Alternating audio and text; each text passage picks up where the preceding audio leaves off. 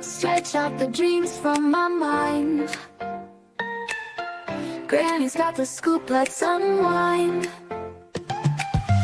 Birds are chirping, singing their tune. Mystery of the day coming soon. Cup of tea and a buttered scone. Start the day, we're never alone. Good morning, rise and shine. Granny's here with stories so fine. Good morning, off we go. To greet the world with a happy glow.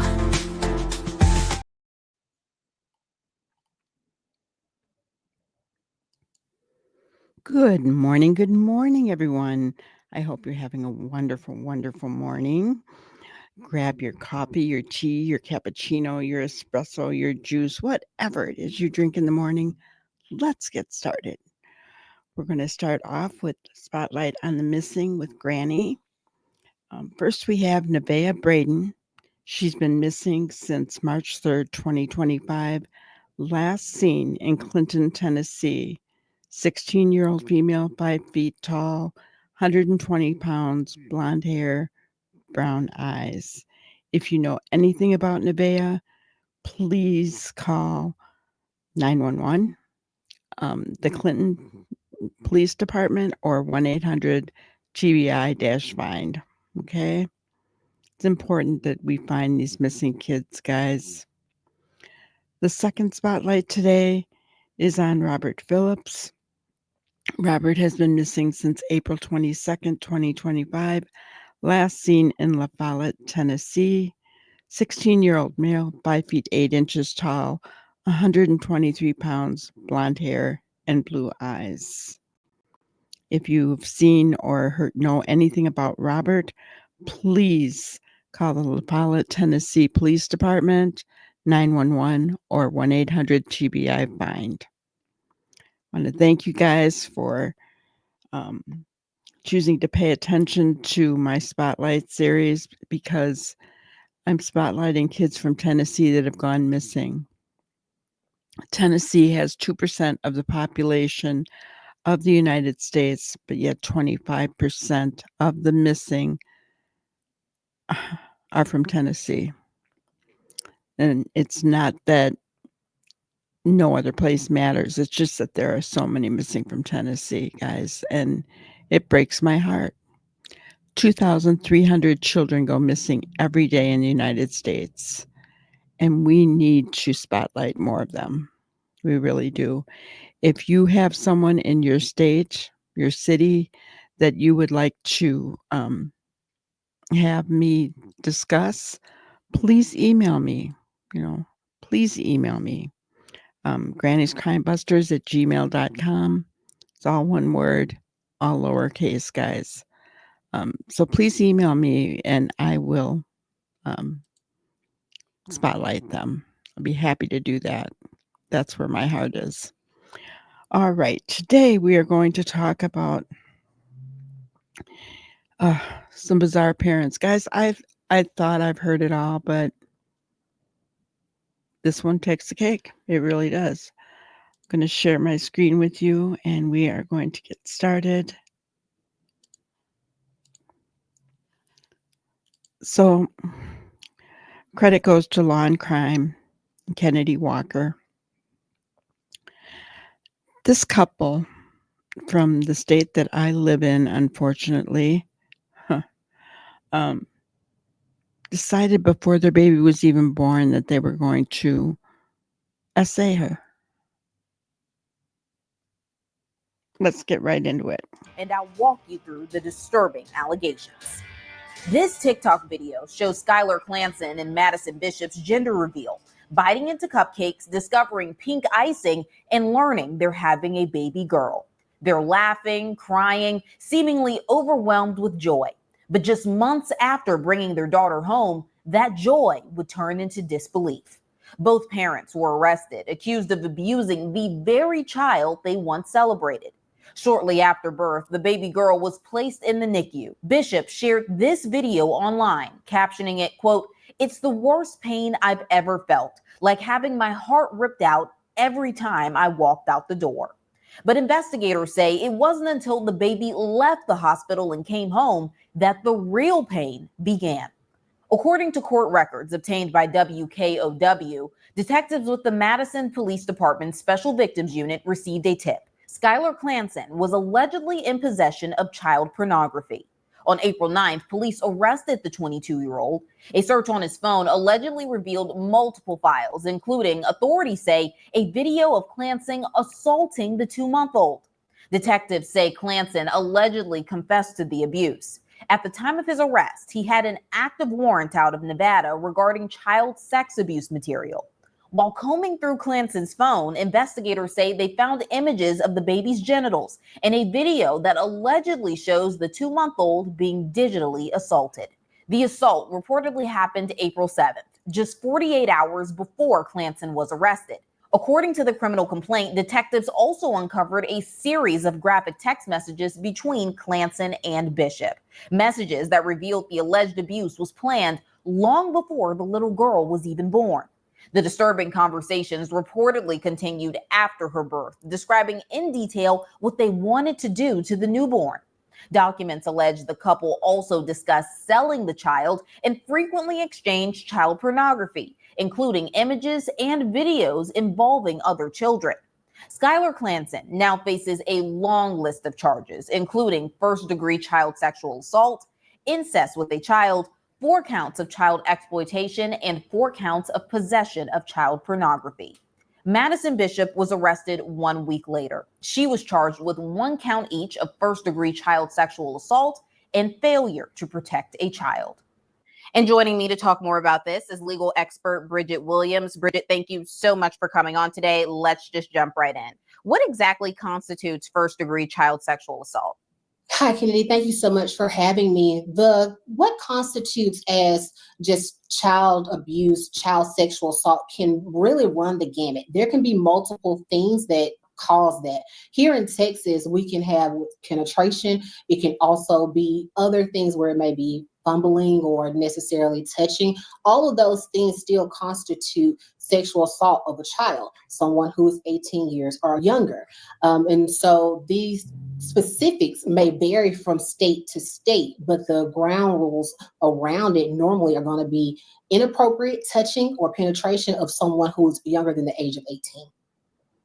What do prosecutors have to prove for a charge of failure to protect a child? Failure to protect a child. That's going to really, again, that's going to vary from state to state. Every case, whenever we talk about a criminal matter, that is state-based information. And so when we talk about failure to protect the child, again, that can be something where they may have intentional or like recklessness, where they did not provide protection to the child. So that can be, again, it varies from state to state. That's not necessarily something that we can say specifically what happened here in Wisconsin, but that can be a state by state basis. Can both parents be charged with the same crimes, even if only one allegedly physically committed the assault? 110% yes. If each person was involved in the planning of a particular crime, then each individual can be charged with the actual offense. If another person was the planner and the other person was the actual executor of what happened, then both individuals can be charged with the same crime and both face the punishment phases of each of those crimes as well. Yeah, just a sad and horrific story. How do investigators authenticate videos and photos as evidence in court? Because according to documents, police say that that's how they were able to put everything together through alleged videos that they found on Skylar Clanson's phone. That's a great question. I think we talked about it a little bit prior to getting on this call, where the officers start off by either getting a tip or some kind of way where they're going to be able to get information, media, or something that may be a recording. They get a warrant for that information, and that's just how they would get information for any investigatory type of information to prove up a case.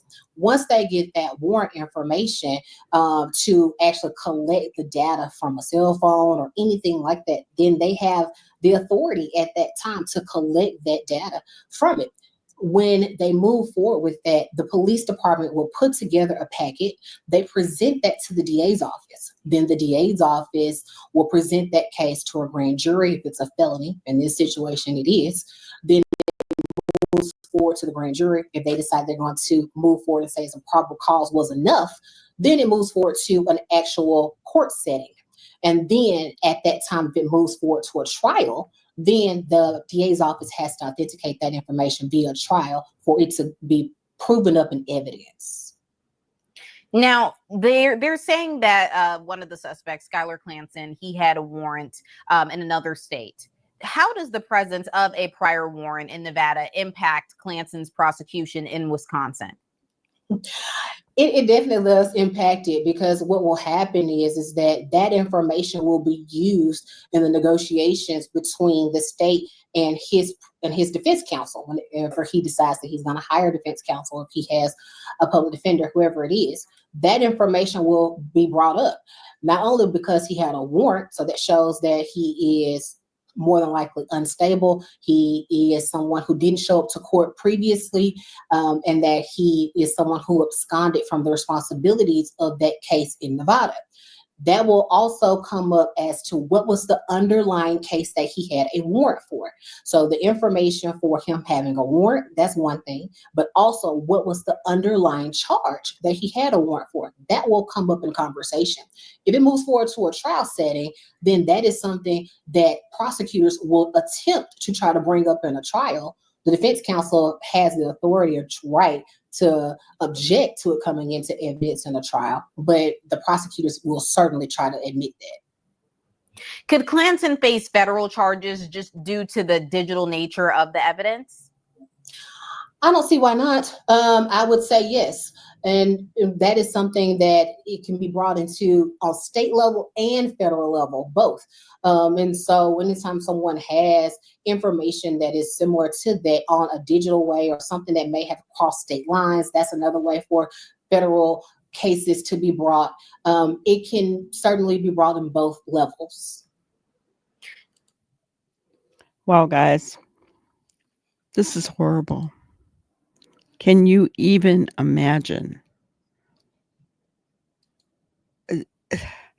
How can two parents be expecting?